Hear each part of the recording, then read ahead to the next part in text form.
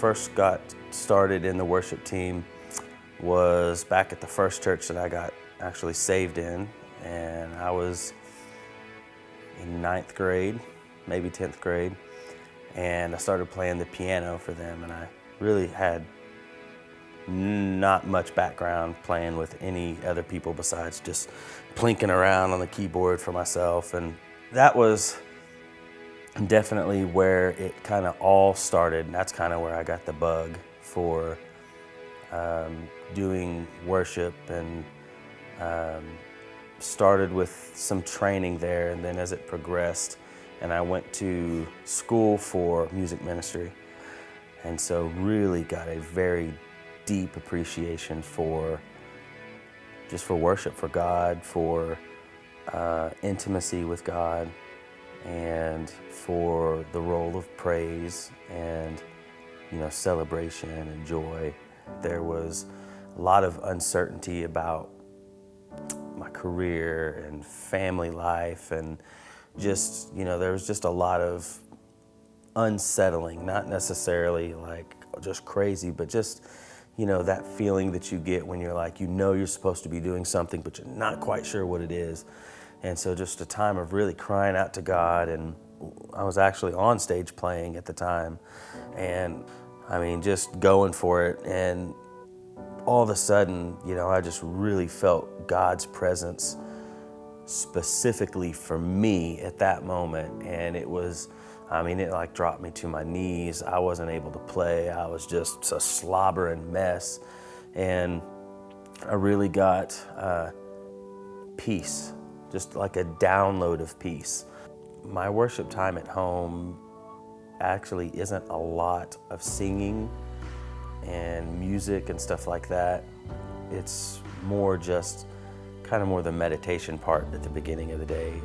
Throughout the day, though, I work a lot in the office and in the truck as my office, and so I'll be going down the road listening to a worship album or something like that, and as far as music, that's where it plays a huge role in my life, is during the commutes, during the commuting in life, and just hanging out in the office and working on the mundane spreadsheets or whatever. I've got something usually going in the background. I really believe in the power of music and worship to the point that, like, if I've got a job that we're working at, since we're in construction, I'll have an empty house and I'll just have a radio playing while I'm gone playing worship, because I feel it changes the atmosphere. And so you come back the next morning, you can feel it, you can feel the difference. I'm constantly humming or something. There's always a tune. I'm always doing something in my spirit. Feels like it's always doing something towards God. Not to be like over spiritual, but I just catch myself humming a worship tune or playing beats to a worship tune, or I don't quite go to the air guitar on the worship tune yet, but it's bound to happen soon enough. If I'm out in the congregation and I'm worshiping, my main focus is to just love on God and just be thankful for everything that He's done, but to be thankful for just who He is. And I think in congregational worship, the power of that is you've got people coming in that they don't have a song in their heart right now. They're hurting. They've got something going on that a lot of us can't even imagine. But them just seeing that we have hope and that we have a God that we feel connected to gives them hope and allows them to, even if they may not join in, they may not lift their hands and worship and go crazy, but they still get an impartation of hope.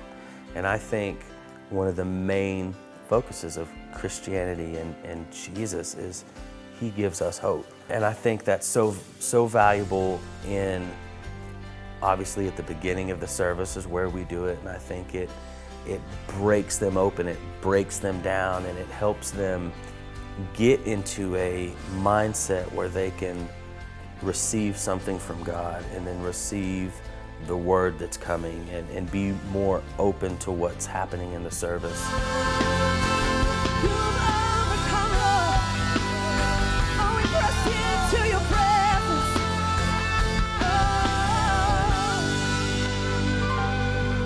You are ever interceding as the lost become the As the found. lost become